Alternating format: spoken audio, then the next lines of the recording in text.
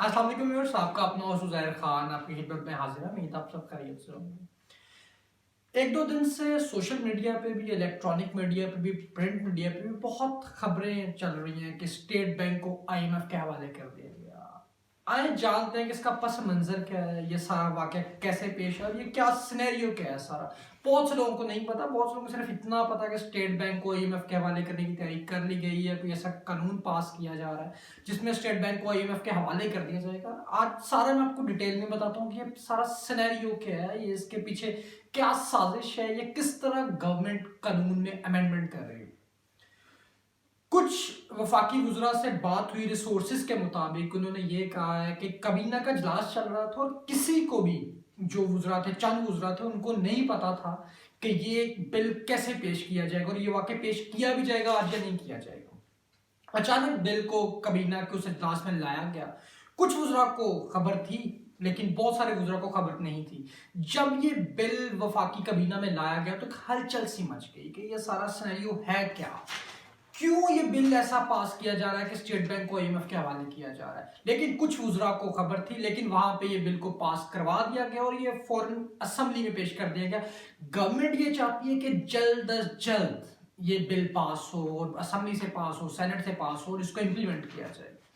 اب ایک ایگزامپل دیتا ہوں میں آپ کو۔ ہمارے ملک پہ قرضہ بہت چڑھ چکا ہے۔ 70 سال میں منفی شرح پہلی دفعہ ہمارے ملک میں، یہ آپ سب کرونا کی وجہ سے کہہ لیں یا گورنمنٹ کی وجہ سے کی نااہلی کی وجہ سے کہہ لیں کہ منفی شرح، معاشی جو شرح ہے ہماری GDP وہ منفی میں چلی گئی، نیگیٹو میں جا چکی ہے۔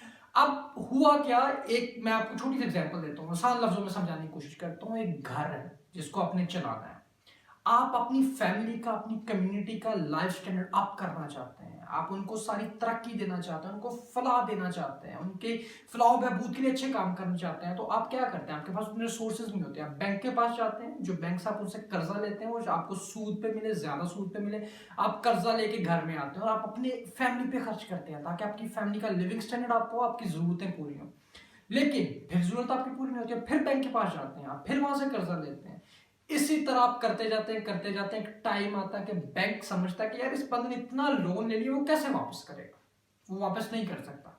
پھر وہ آپ کی چیزیں اپنے پاس رکھنا شروع کر دے گا، وہ آپ کا گھر اپنے پاس گروی رکھنا شروع کر دے گا، پھر آپ کو لون دے گا، وہ آپ کی چیزیں اپنے پاس رکھنا شروع کر دے گا، پھر آپ کو لون دے گا، آپ کی گاڑی اپنے پاس رکھنا شروع کر دے گا، اپنی پراپرٹی اپنے پاس رکھنا شروع کر دے گا۔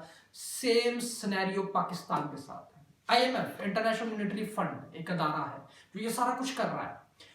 پاکستان اتنا قرضہ لے چکا ہے کہ اب اس کو نظر آ رہا ہے کہ پاکستان مزید قرضہ واپس نہیں کر سکتا۔ تو IMF نے کیا کیا؟ IMF نے مزید قرضہ دینے کے لیے یہ شرط رکھی ہے کہ اپنا اسٹیٹ بینک ہمارے والے کر دیں۔ آگے اسٹیٹ بینک کیا کرتا تھا؟ اسٹیٹ بینک قرضے دیتا تھا حکومت کو، جب بھی ضرورت پڑتی تھی اسٹیٹ بینک قرضہ دیتا تھا اور وہ کم شرح سود پہ دیتا تھا۔ پرائیویٹ بینکس بھی قرضہ دیتے ہیں لیکن ان کی شرح سود زیادہ ہے کیونکہ پرائیویٹ بینک ایک بزنس ہے۔ اب IMF نے اسٹیٹ بینک کو اپنے انڈر لے لیا۔ پہلے پاکستانی گورنمنٹ جب چاہتی تھی اپنی تجوری سے، اسٹیٹ بینک تجوری ہے اس سے وہ پیسے نکال لیتی تھی، اب IMF نے پابندی لگا دی کہ پاکستانی گورنمنٹ اس تجوری سے پیسہ نہیں نکال سکتی۔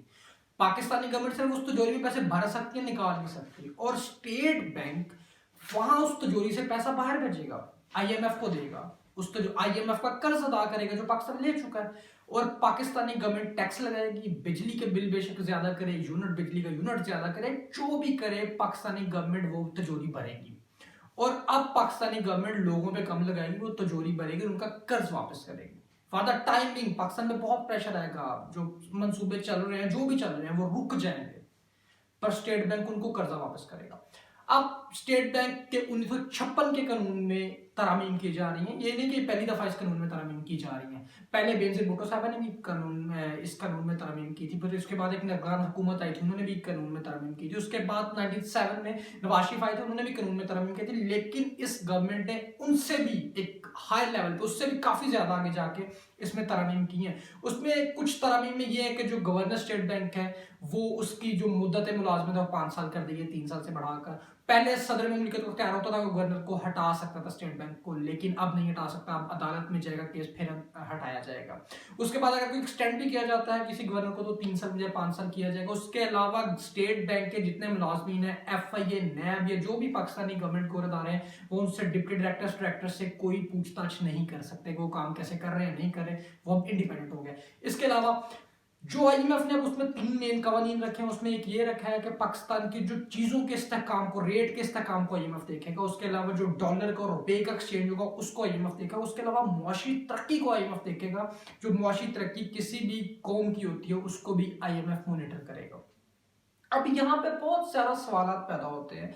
गवर्नमेंट को इस टाइम अर्जेंट कर्जा चाहिए। हमारी GDP, हमारी मुआशी तरक्की का बहुत बुरा हाल है, हमारी इकोनॉमी का बहुत बुरा हाल है। गवर्नमेंट को इस टाइम पैसा चाहिए। हफीज शेख जो अब वजीर खजाना नहीं रहे, जिनको उतार दिया गया, हमाद अजहर अब जो नए वजीर खजाना आए हैं, उन्होंने ये मुआहदा किया, उस टेन्योर में ये सारा कुछ हुआ, वजीर आज़म ने हटा दिया। अब ये नहीं कह सकते किस वजह से हटाया कि यहाँ तक पाकिस्तान की इकोनॉमी की हालत आ गई है कि स्टेट बैंक को गिरवी रखना पड़ गया।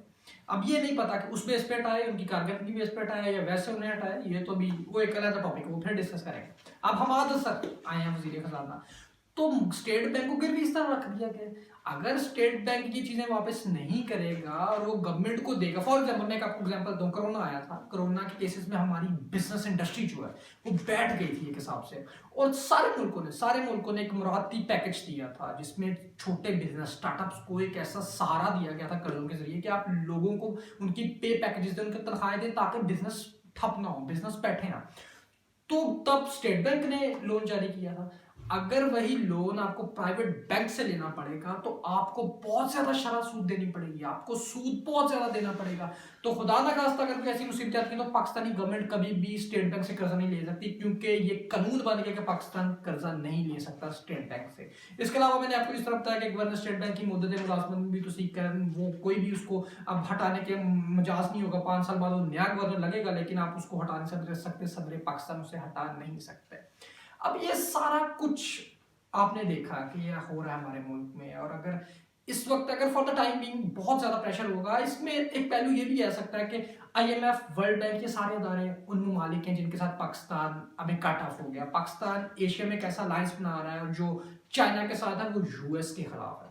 अब शायद पाकिस्तान उस अलायंस के साथ है, इसलिए IMF ने देखा कि पाकिस्तान को प्रेशर में लाओ, या दूसरी सूरत यह कि IMF ने भी देखा कि पाकिस्तान से अभी अपना कर्जा वापस नहीं लिया गया तो फिर हम कभी भी इनसे अपना कर्जा वापस नहीं ले सकते, ये मजीद कर्जों में दबते जाएंगे, और हम अब हमें स्टेट बैंक की तिजोरी भरने के लिए मजीद कर्जा लेना पड़ेगा प्राइवेट बैंकों से, और हम और मकरूज होते जाएंगे। बहुत से माहिर मुआशियात हैं जो कहते हैं इससे हालात बेहतर भी हो जाएंगे, लेकिन बहुत सारे माहिर मुआशियात हैं वो कहते हैं कि ज़्यादा फर्क नहीं पड़ेगा, इससे अवाम पे महंगाई का बोझ पड़ेगा। तो इसलिए जो रोना रो रही है अपोजिशन, सारे रो रहे हैं, उनको ये चीज़ आइडिया थी, ये अभी हमारे सामने खुल के आई है कि अचानक ऐसा कानून लागू किया जा रहा है जिसमें स्टेट बैंक को IMF के हवाले किया जा रहा है। तो उम्मीद है कि ये हमारे मुल्क के लिए भी कोई ऐसे इक़दाम हुकूमत करेगी जिससे बेरोजगारी कम होगी, जिससे महंगाई कम होगी और लोगों को आसानियाँ मिलेंगी। इंशाल्लाह नेक्स्ट वीडियो में फिर मिलेंगे, तब तक दीजिए इजाज़त।